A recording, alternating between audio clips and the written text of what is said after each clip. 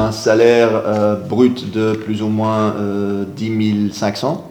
En plus de ça, on a des frais de bureau forfaitaires qu'on ne doit en général pas justifier, qui sont de 5 000 euros par mois. Et chaque jour qu'on vient au Parlement et on signe notre présence, on reçoit 350 euros par jour. J'ai eu l'honneur d'être invité pour visiter le Parlement européen, pour vous expliquer là où notre argent est mal utilisé. On travaille beaucoup et notre argent, on ne sait pas où il va. C'est ici où il y a des gens vraiment qui volent et qui mangent notre argent. Nos impôts, ils sont mal utilisés ici au Parlement européen. Je m'appelle Ndamou Kibonke. Sur YouTube, on est connu comme Rachidi OFL. On est focalisé en ce qui concerne la politique, nous. On est là pour interviewer les gens dans la rue sur tout ça. Et on a changé de contenu ces derniers temps. On veut avoir les avis des hommes politiques. Cependant, les hommes politiques, ils restent dans leur bulle. Ma question est celle-ci. On considère que les parlementaires ne travaillent pas assez, ils ne sont pas présents parce que ce n'est pas obligatoire, mais ils sont payés. Est-ce que c'est vrai ou pas déjà? C'est vrai. Donc tout ce que vous avez dit est vrai. Je vais partir par là. Comme ça, je ne remets pas en cause du tout ce que vous avez dit. C'est vraiment correct. On reçoit des salaires et des privilèges absolument dingues. Ça, c'est très clair. On peut faire l'énumération. On a un salaire brut de plus ou moins 10 500. Mais comme c'est un impôt européen, on arrive à un peu plus de 8 500 mensuels en net. En plus de ça, on a des frais de bureau forfaitaires qu'on ne doit en général pas justifier, qui sont de 5 000 euros par mois. Non, mais c'est, voilà, je vous le dis comme ça.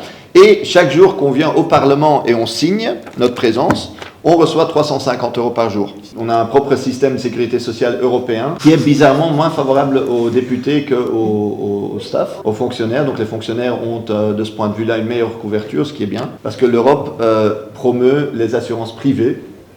Et donc, ils veulent prendre les devants pour casser justement l'idée de vous avez droit, par exemple, ce truc de 350 euros. Comment est-ce qu'il l'explique? Oui, mais si vous venez d'un autre pays, vous devez aller au resto, vous devez payer votre hôtel. Bon, après, vos frais de voyage sont remboursés d'une autre façon. Mais par exemple, moi, non, techniquement, je peux venir à pied. Sinon, je prends le bus ou quoi que ce soit, mais j'ai pas besoin de 350 euros par jour, enfin, sauf si je veux m'acheter des baskets fraîches tous les jours. En fait, avec ça, on crée une bulle de députés vraiment déconnectés de la réalité belge, de la réalité des travailleurs même en Europe, parce que c'est des salaires qui évidemment n'ont rien à voir avec le salaire moyen d'un travailleur, ni en Belgique, et encore moins dans d'autres pays en Europe. Parce que le salaire moyen est évidemment beaucoup plus bas encore en Bulgarie, pour revenir chez nos amis bulgares.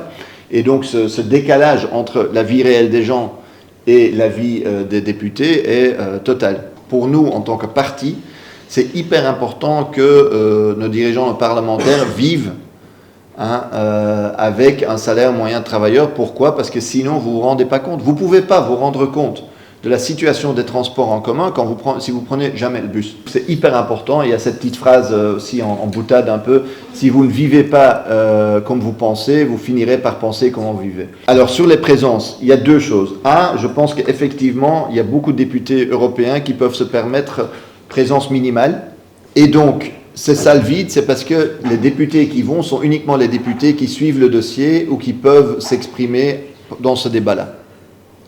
Donc il y a très peu de députés qui s'intéressent au débat en plénière. En partie, c'est dû au fait que les décisions ne sont pas prises à ce moment-là. Les décisions sont prises dans les préparations en commission parlementaire. Et donc comme on a une semaine entière de plénière, donc au Parlement belge, il y a un jour de plénière par semaine. Au niveau européen, c'est une semaine. Et donc vous allez intervenir au moment où c'est votre dossier. Et au moment où c'est votre, où vous pouvez intervenir dans le débat.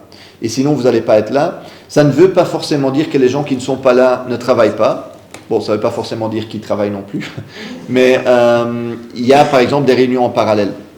Donc moi, ça m'arrive à Strasbourg d'avoir une réunion en commission parlementaire. Et forcément, à ce moment-là, je ne suis pas dans l'hémicycle. Ou ça peut qu'on a des rencontres de groupe. On a des réunions avec notre groupe, on doit se voir aussi avec nos camarades de groupe pour discuter, par exemple, qu'est-ce qu'on va voter. Et il y a, il y a un texte sur, l'intelligence artificielle. On a besoin d'un moment en groupe avec mes camarades finlandais, portugais, français pour décider qu'est-ce qu'on va voter. et forcément à ce moment-là, vous n'allez pas être dans l'hémicycle, même s'il y a des débats à ce moment-là en hémicycle. Donc, c'est nuancé. Le degré d'activité d'un député, on peut facilement le voir, je pense, sur le nombre de textes sur lesquels il a travaillé, le nombre d'interventions qu'il fait. Et ma deuxième question aussi, pourquoi les partis de gauche ici chez nous en Belgique, ils ne font pas une coalition, comme on va prendre un exemple en France, pour freiner les droites qui montent, on va regarder les engagés, se disent des centrales, mais leur idée vraiment, ils sont des droites. Et pourquoi ici maintenant, nous, les partis de gauche, si on prend PS, CPTB, les écolos, vous n'êtes jamais d'accord sur certains sujets? Tout d'abord, sur une série de thèmes, on est d'accord et on se bat ensemble. Ça, c'est quand même, voilà, c'est pas non plus que, par exemple, parce que toi tu dis sur, ouais, mais la droite et l'extrême droite y arrivent. En fait, quand tu as une discussion avec la droite, ils disent, ouais, mais la gauche, elle vote tous ensemble pour, je sais pas, le droit à l'avortement ou peu importe. Je prends cet exemple parce que c'était un gros débat il y a un mois. Après, il y a des différences aussi. Par exemple, tout à l'heure, on a parlé des politiques libérales qui ont favorisé l'augmentation ou la hausse de l'extrême droite, hein, qui ont détruit nos services publics, hein, que ce soit les chemins de fer, que ce soit, je parlais des bureaux de poste, mais il y a toute une série d'autres services publics. Mais souvent, ça a été porté par des gouvernements socialistes. À la fin des années 90, les socialistes étaient au pouvoir dans la majorité des pays européens, des membres de l'Union européenne. Et donc, nous, on va dire, pourquoi pas? Travaillons ensemble, là on peut. Mais ce qu'on ne va pas faire, eh bien, il faut pouvoir faire des compromis. On en fait d'ailleurs dans certaines communes, par exemple, on gouverne ensemble maintenant avec le PS et au écolo. Mais ce qu'on ne peut pas faire, c'est aller ensemble sans avoir la rupture avec les politiques du passé. Parce que sinon, en fait, on se dit, la seule opposition, pseudo-opposition, c'est l'extrême droite.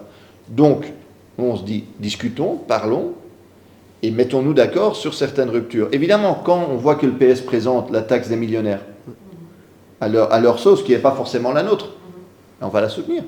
On va poser la petite question critique en disant, pourquoi vous ne l'avez pas fait au moment où vous étiez au pouvoir? Pourquoi vous le faites quand vous êtes à l'opposition, pas quand vous êtes au pouvoir? C'est quand même une question qu'on va poser. Mais voilà, nous on est copyleft, hein. Donc s'il y a un autre parti qui prend nos idées, très bien. Donc dans ce sens-là, sur ces batailles-là, on va se trouver. C'est autre chose que de dire ces deux partis ou ces trois partis sont le même parti, ont les mêmes objectifs, hein, et doivent devenir un seul parti. Mais c'est clair, et j'espère même que ça va au-delà de la gauche, que l'opposition à l'extrême droite et le combat contre l'extrême droite sont des choses qui vont nous unifier. Hein. Et donc à ce niveau-là, moi je pense bien, on va se retrouver, hein, avec des militants d'autres partis. On a effectivement l'évolution du MR dont tu as parlé, qui inquiète, et d'une partie de la droite. Je vais prendre l'exemple du cordon sanitaire ici au Parlement européen. Avant, on avait un cordon sanitaire contre l'extrême droite.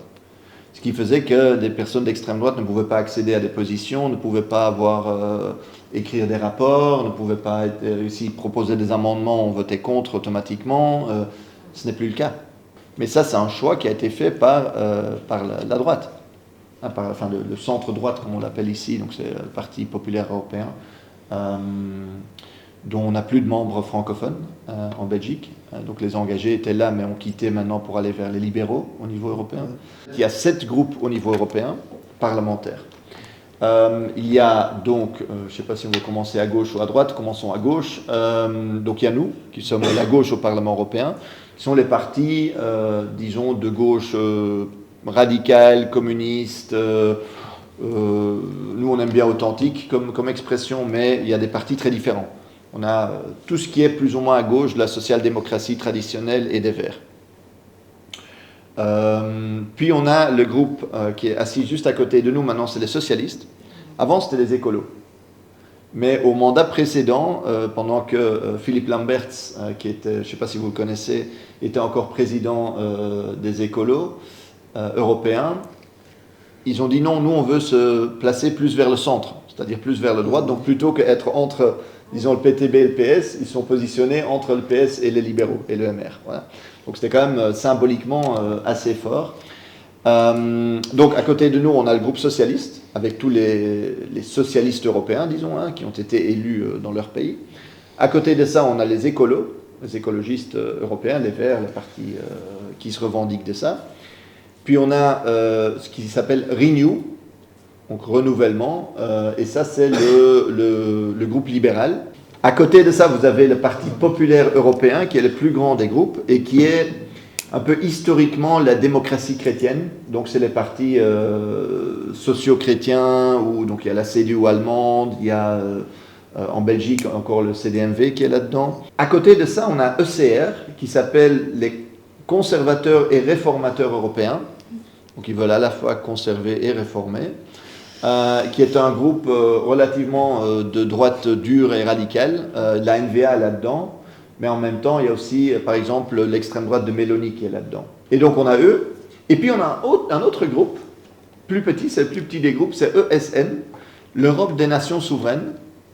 Et ça c'est en fait une extrême droite qui ne se retrouve pas dans l'extrême droite des patriotes, en partie pour la relation avec la Russie.